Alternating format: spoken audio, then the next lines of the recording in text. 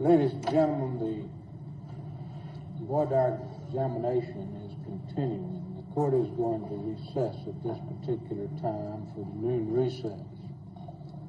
However, before the recess, the court wants to admonish you that voir dire examination having begun, although not selected, you're still to be questioned concerning the case. You're not to discuss the case among yourselves nor with anyone else, nor permit anyone to discuss it with you. You're further instructed by the court not to read, watch, listen, look at any news report of the trial at this particular time until the fact that you have been either selected or been excused. Of course, if you're excused, there'll be no question about it. But the court wants to admonish you that during the lunch hour.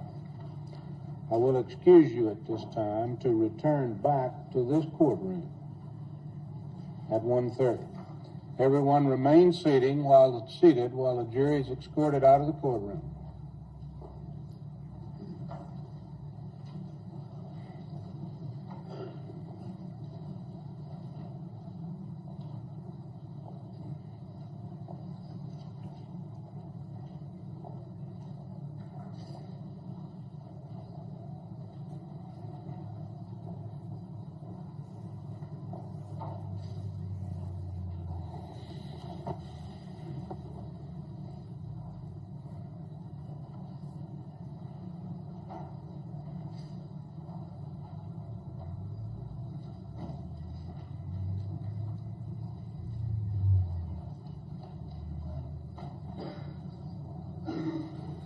It'll be in recess now till 1:30.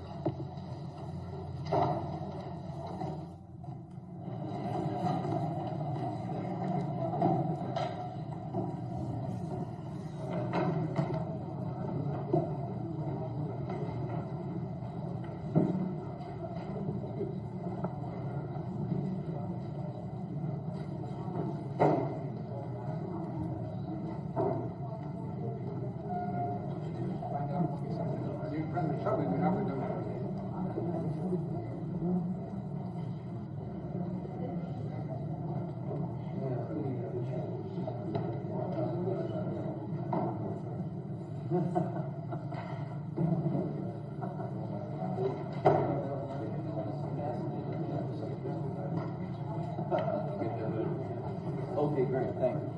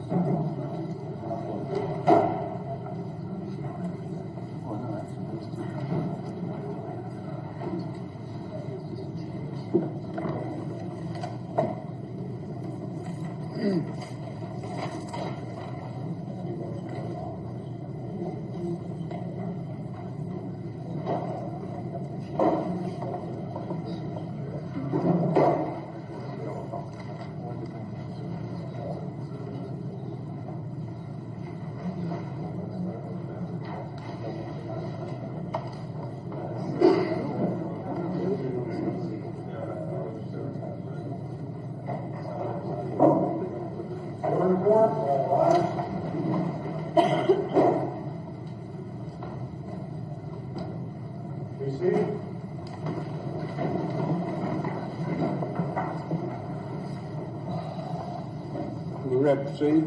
Yes, Your Honor. Any more questions of Ms. Johnson? No, Your Honor. Mr. Bailey, if we will excuse her now and ask you to escort her over to Judge Hartwell's hearing room and then bring in juror number 2. Could we approach the bench, Judge? We may.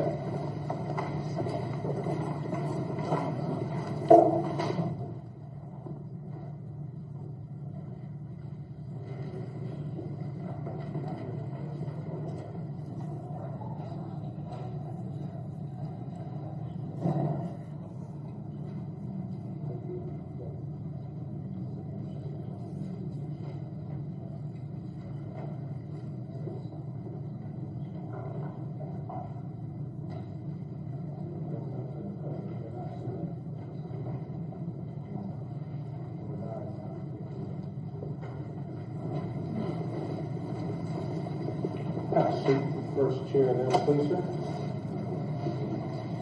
Simpson. Thank you, Ron. Are you Mr. Roberts? Hi, Mr. Roberts. I'm Larry Simpson. I'm with the state attorney's office, and I'm the prosecutor involved in this case. We're going to try to make this comfortable if we can, understanding that you're kind of under an adverse situation. Okay? I read through some of the information that was supplied to us by you filled out a little form and sent in, and I understand that you're a student. Is that right? Right. You go to FSU? We will need to talk up just a little bit, if you will. Difficulty with the court reporter, and the court left its keen sense of hearing home this morning, so if you are. Okay. What is your major, sir? International Affairs. And what year are you? I'll be on senior now. Okay. That's in the government department? All right. What's your minor? Economics. Okay. Are you affiliated with any of the fraternities or sororities on campus? Well, no. Did you go to junior college or did you go straight to FSU? I went to TCC. Okay. Did you have any fraternity or sorority affiliation? Okay. Do you live on campus? No. Where do you live? I was with my mother. And your mother lives here in town? Right. And how long have you lived in Tallahassee? Continuously now for 5 years, since 74. Okay. And where did you live before that? Pensacola. Okay. Was that more or less a permanent home at that time? My stepfather was in the Navy, so he was stationed in Pensacola for 3 years. So, I guess what I'm really getting to, do you call Tallahassee home? Yeah. Okay. Yes, sir. I was born in Tallahassee. Oh, I see. Did you go to high school here? No, I didn't. Okay. Where did you go to high school? I went to high school in Albany, Georgia, and Pensacola. Okay. Do you have any other education or special training other than just school? Just school. I've done some construction work. Have you ever been in the military? No, I haven't. My father was. My stepfather was. Your mother, does she work? Yes, she does. And where does she work? She has an answering service, a telephone answering service, Chesapeake answering service. Oh, I see. And does she operate that business out of her home? No, she doesn't. She has an office that she goes to? Yes, sir. Does she have any personnel that work for her? Yes, she does. How many people? I think 5 people beside herself. I'm not quite sure. Okay. Do you ever work with her in the business? Doing odd jobs, doing errands and so forth for her. Just, taking check deposits by the day or so forth. Okay. Are you actually in school? Wait, Mr. Simpson, would you mind, it's a natural tendency to just talk to you, if you don't mind stepping back a little further, maybe we can. All right. See, they certainly have to hear, and we have to hear. We appreciate if you just talk to them. Maybe if I stand next to the court reporter. You're fine. Probably easier. All right. Okay. Are you actually in school this morning? Yes, I am. And I know that in the past, sometimes the summer quarters are split up or something like that. Is this a full quarter that you're going through? Well, the summer quarter will be starting next Monday, so I'll be starting the summer quarter Monday. Okay. Are you taking full load? Yes, I am. I assume that you understand that once we become involved in the trial of this case, that we anticipate that it will last for some period of time. Yeah. We have anticipated anywhere from 3 to 4 weeks, maybe a little bit longer than that. If you are selected as a juror in this case, is that going to cause you a particular problem if you are required to sit on this jury? Well, this is my last quarter coming up, and There'd be some sort of hardship that the justice requires. Would you be willing to put aside school for this quarter and work with us in this case? If it's necessary. Good. Is there anything else that might be a hardship to you other than school? And by that I mean, are you required at home to help your mother or anything at all like that, a personal kind of hardship on you if you were required to see your children? Not really. School would be the biggest hardship. Have you ever dated any of the girls that are members of sororities at FSU? Yes, one time. I took one sorority girl to a basketball game. Okay. Do you recall what sorority that was? Sigma, Sigma, Sigma. Have you ever had any connection with or affiliation with Chi Omega sorority? No, I haven't. As we proceed through the trial of this case, of course, the judge will instruct everybody that's members of the jury on the law that will be applied to this particular case. Would you be willing to listen to the law as the judge tells you that it is and apply that law to this case? Yes, sir. As we proceed through the case also, we will, of course, present witnesses, present evidence, and things of that nature. Would you be willing to base your verdict in this case on the evidence that's actually presented here in this courtroom? Yes, sir. Now, having lived in Tallahassee, I'm sure that you have at least heard about the case that we're here on today. Have you not? Yes, sir, I have. Do you read the newspaper very often? Yes, sir, I do. Is that the Tallahassee Democrat? Yes, sir. Okay. Do you read any other newspapers on a regular basis? I read the Flambeau at FSU. It's available. Do you put much stock in that? No, sir, I don't. Do you think that any of the things that you have read in the newspaper or perhaps heard on TV would cause you to have some problem with listening to the evidence that's going to be presented in this case and basing your verdict on the evidence that's presented? I don't think so. Do you think that you could base your verdict solely on the evidence that's presented in the court? Yes, sir, I do. And disregard everything that you've heard about this case before you got here? Yes, sir. Now, another thing that the judge will discuss with you and tell you as part of the law to be applied in this case is that the burden of proof is upon the state to prove this man's guilt beyond every reasonable doubt. If I'm able to do that, in this case as it's going to come before you, if I'm able to prove to you that this man is guilty beyond every reasonable doubt, would you be able to return a verdict of guilty in this case? If the evidence shows that. Likewise, if I can't do that, then I expect you to return a verdict of not guilty. Yes, And I'm sure you'll do that too. Yes. Okay. Now, as a case that involves charges of first-degree murder, this is what is commonly referred to as a capital case. Do you understand what that means? Yes, sir.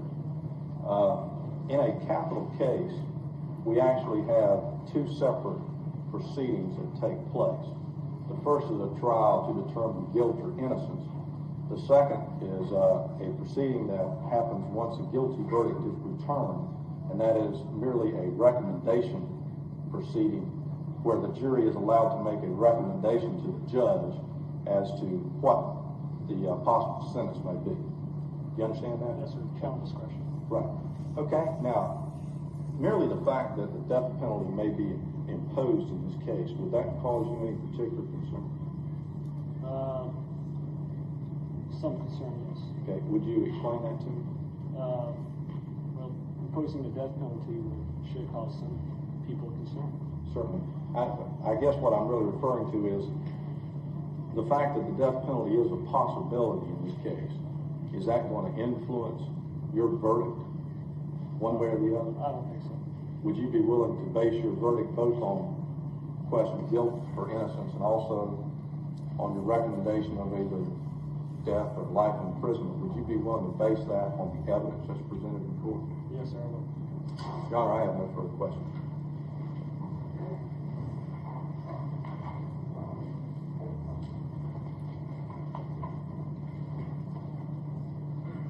Roberts. My name's DaRonch. And I'd just like to introduce you to my counsel, Margaret Good, the woman sitting at the council table, and then Thompson. He'll be questioning you about some things that we're interested in. We also have a couple law students who are helping us out in jury selection. Now, Mr. Thompson is going to be asking you questions that are important to us to determine whether or not we want you to sit on the jury. Judge, perhaps we better approach this. Should we approach this?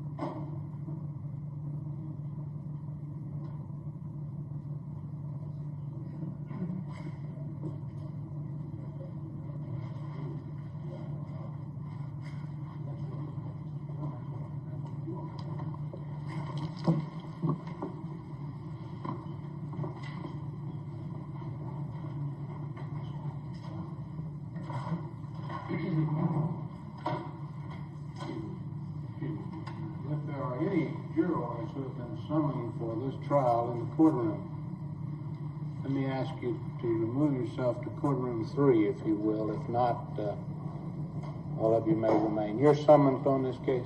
Yes, ma'am. Would you just go to courtroom number 3? Are you able to do that, or can you help her, Mr. Weathington? Thank you, ma'am. Mr. Roberts, having introduced my counsel, I'll now ask Ben Thompson to come over here, and he's got some questions. Go ahead, Mr. Thompson.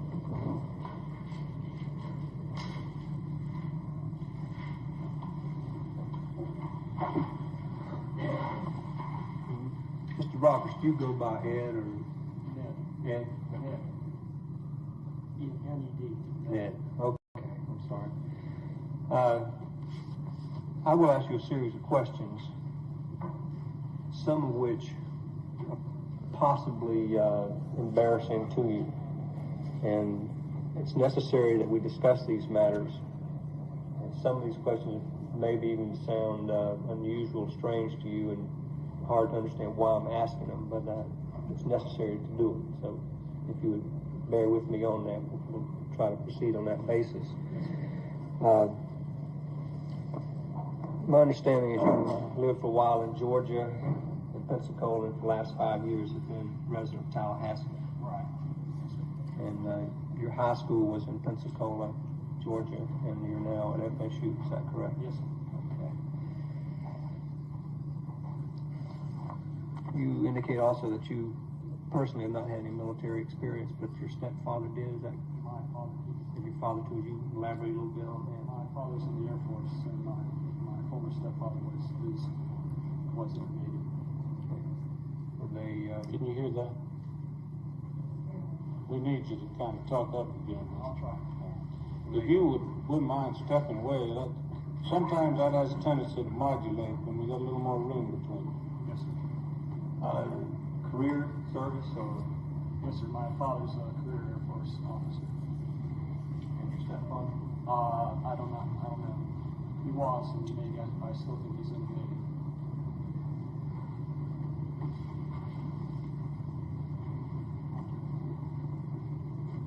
Other than the course you've taken, you have any part-time jobs? No, sir. I go to school full-time. Your classes put you in contact with quite a few people, is that correct? Yes, sir, it does. Do you also associate outside of school with some people that you know from school? Some people, yes, sir. You a member any type of civic association, church groups, anything of that nature? No, sir. You member of any athletic teams, city softball? Yeah, I'm a softball player, city softball league. In the city league? Yes, sir. How long have you done that activity? This is my first season out there. Which league? C2. C2. Okay. Do you have any political associations? I'm a registered Democrat. You fought any campaigns? No, sir. Voting on? Yes, sir. What type of interest do you have outside of school in the softball? Any hobbies occupy a lot of your time? Well, my major is international affairs, and so I like to keep up with international affairs. What type of reading do you do in that? I read foreign policy, U.S. News and World Report, Time, Newsweek, and so on. Do you do any pure pleasure reading also? Just involved with international affairs is pure pleasure. Okay. You indicate that you read Tallahassee Democrat. What kind of basis? How often? Frequency? Every day. How about the Flint? Whenever it's available. Sometimes I can't find it at school. What portions of that paper do you read primarily? The sports section. Paying attention to any other part of it? I read the world events, the national world affairs section a lot too, trying to pick up international affairs, events, so on.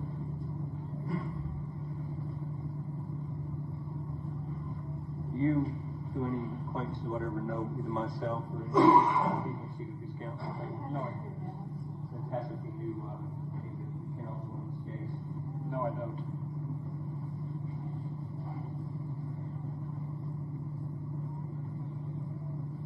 Have you ever been a victim of a violent type crime? No, I haven't. A crime involving burglary to your home? No, no, sir. Have you ever been a witness in a case before? No, sir. Have you had any jury experience, either like grand jury or No, sir. this your first shot? Yes, sir.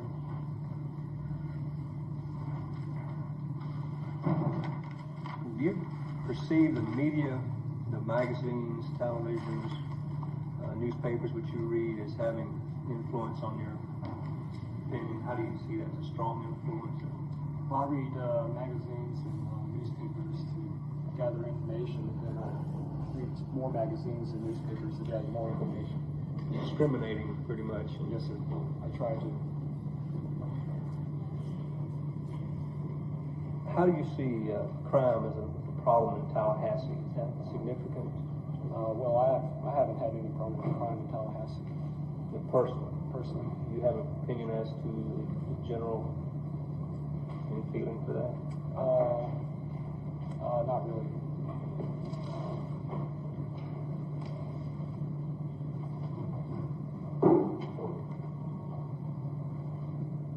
You're, of course, aware of some of the published involved in this case. Is that correct? Yes, sir. And notice the media, the television cameras around, and the press, and seated throughout the courtroom. Yes, sir. Do you have any feelings that you could describe to me if that would affect your judgment at all in this case? No, sir. It makes me a little bit nervous. Expand on that nervousness a little bit. Well, a lot of people around makes me a little bit nervous, especially when I'm talking and everybody else is listening. Do you feel any potential pressure from people that you know you're going to be involved in this case? I haven't told many people that I was going to jury duty, and I didn't know what jury duty I was going to go on to. So Until when? until this morning when I came here. You looking at that, do you feel that could be a problem? Sitting in on this case? With my friends? Friends, acquaintances, whatever. No, sir.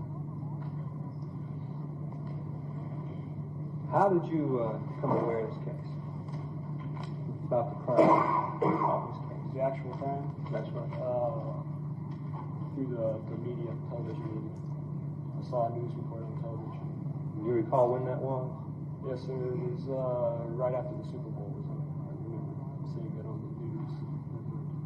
What year was that? 78. 78? What kind of information did you receive initially about the crime?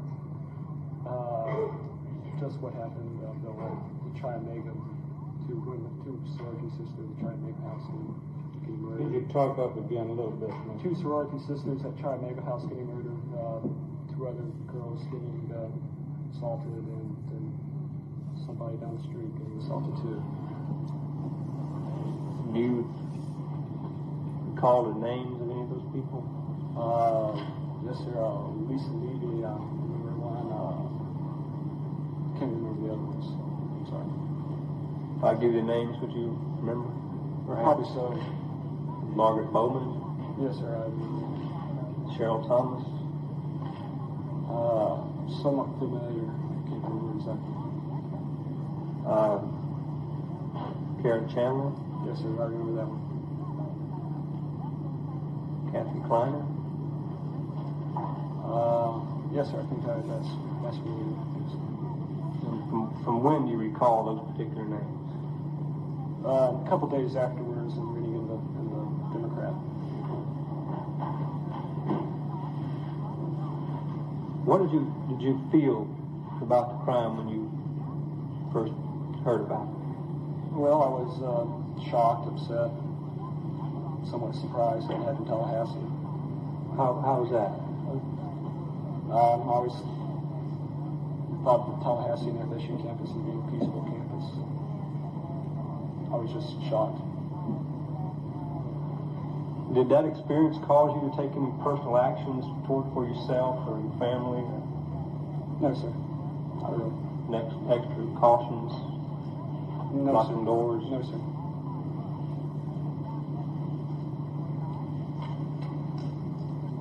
After you were aware that it occurred and knew some of the facts, did you discuss it with anyone? Yes, sir. We discussed it, just what happened, well, as far as the newspaper detailing it. And some people would talk about whether that or not they knew the girls and if they were acquaintances and so forth and so on, if they were in classes with them. Did you know anyone that was acquainted with any of the girls? No, sir.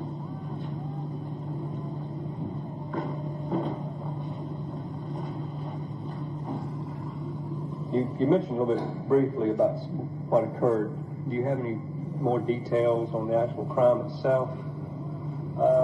Just what I've read in the Democrat. Well, I don't know if that's exact. That's what I'm asking. What kind of information did you receive from the Democrat? Or from Flambeau, or from discussions, or from what other source?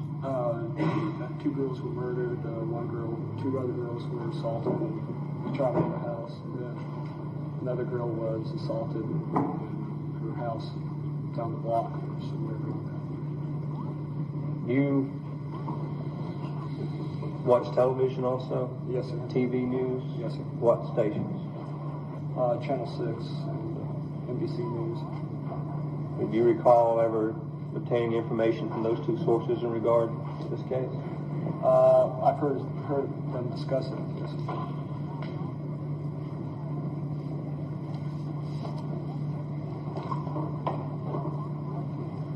What do you think happened inside the Kyle-Maker house? I do not know. Just that there was 2 murders and 2 girls assaulted.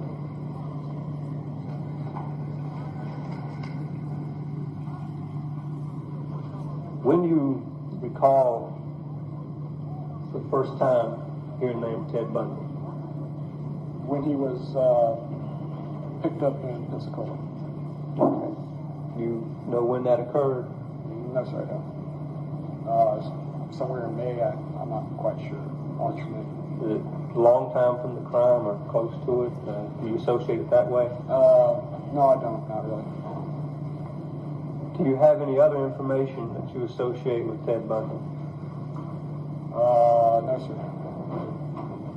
Just some rumors of his past life. Well, that's what I'm talking about. Rumors. Yes, sir. What? Tell me about it. That's what I want to hear.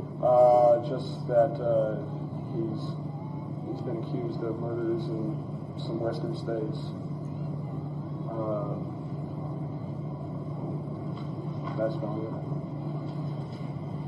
Anything involving incidents in Florida?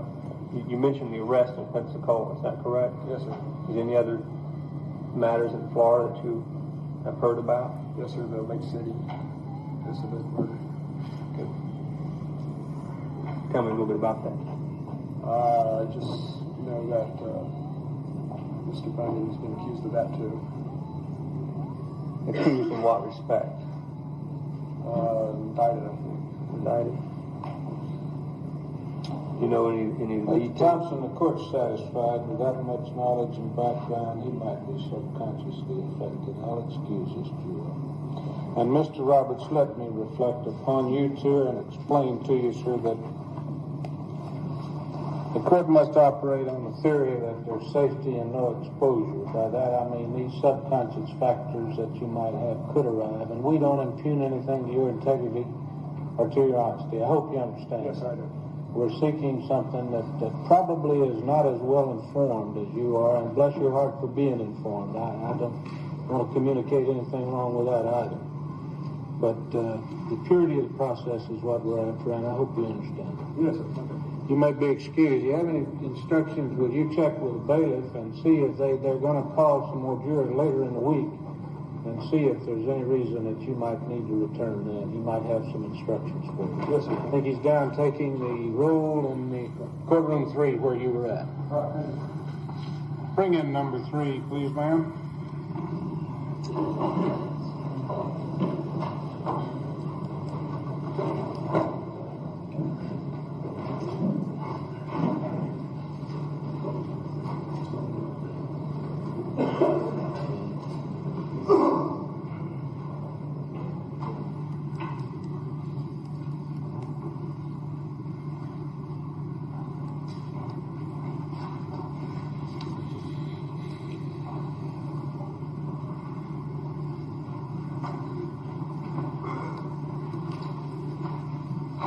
Gibson, if you were sitting in that first seat right there, please, ma'am. Mr. Simpson. Thank you, Your Honor. Is it Mrs. Jones? No, Gibson, Cody Bell Gibson. Okay, they get the wrong name then. Gibson.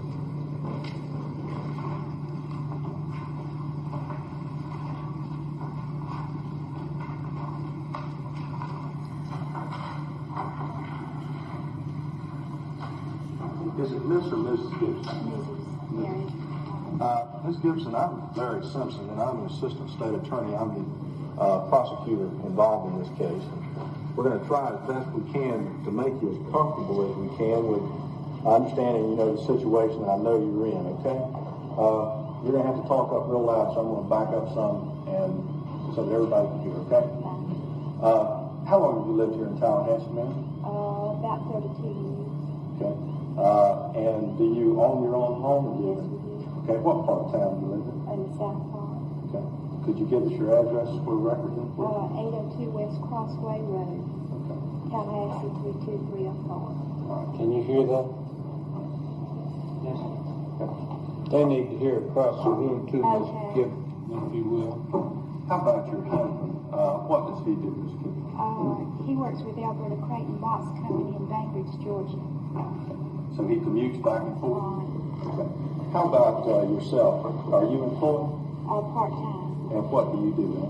Well, I work with Essential Reports Incorporated. It's a private reporting and investigative agency. We procure driving records from the Department of Highway Safety and report the findings back to our clients. Okay. And what kind of clients would that be? Just of general nature? I'm not interested. Yes, insurance companies, anyone that would like to employ people and check on their driving records. Anyone that maybe had skipped town and they wanted to know their latest address in the state of Florida. Okay. Is it more of a private investigative type of thing? Or? Well, more of a reporting, I guess, back to our clients. We do some investigation, but it's very limited. Do you have like a direct supervisor or manager of this Yes. operation? And who is that? Mrs. Catherine R. Thompson. She's our manager.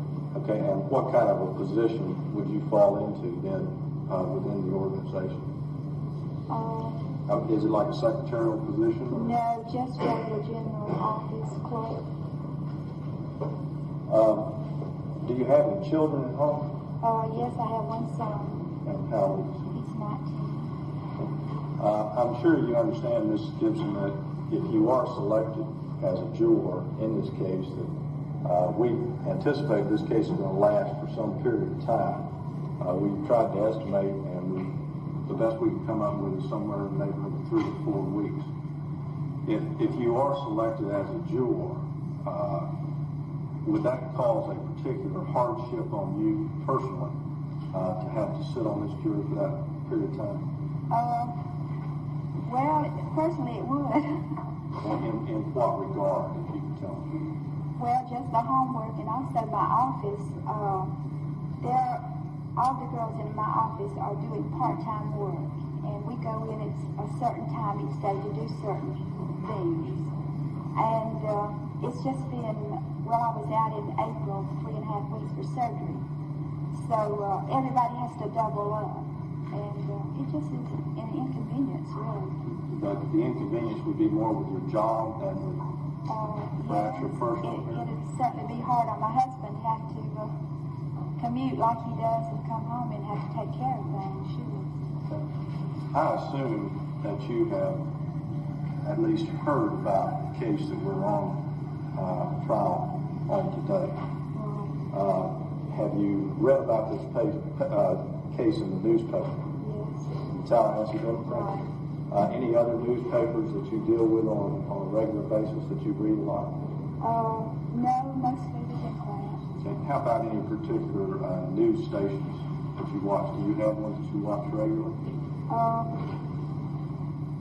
Not regularly. I'm not too much of a TV fan. I don't have that much time, really. Of course, a great deal has been written and broadcast about this case in the news media, as I'm sure you're aware. Do you think that you could put aside the things that you have seen or heard in the news media about this case and base any verdict that you reached solely on the evidence that's presented here in court during this trial? Well, I think I have formed some opinions because of the news media, but I would not go as far to say that I would convict a person until I heard the case. I would certainly have an open mind to that. Perhaps we ought to go into what the opinions are that you have formed, if you could tell us. Well, I feel like that he is a publicity seeker. I feel like that he likes this type of thing. Have you formed any opinion as to his guilt or innocence in this case? Well, I wouldn't say definitely.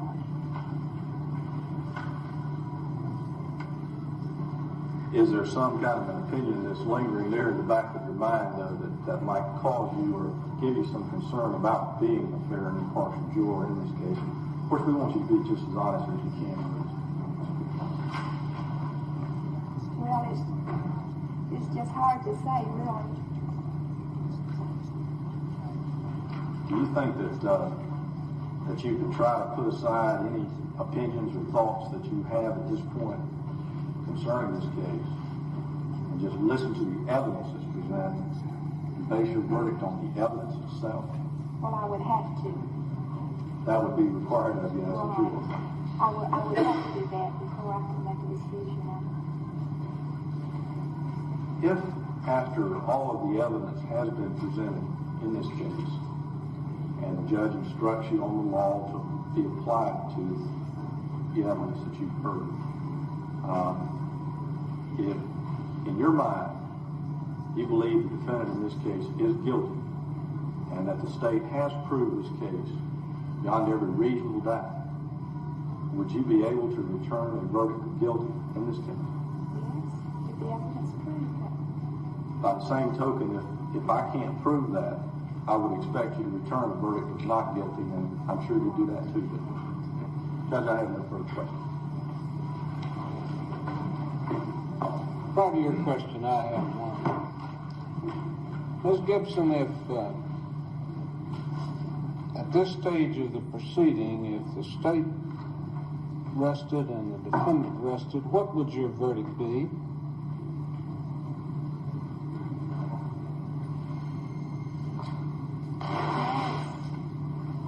It's really hard to say.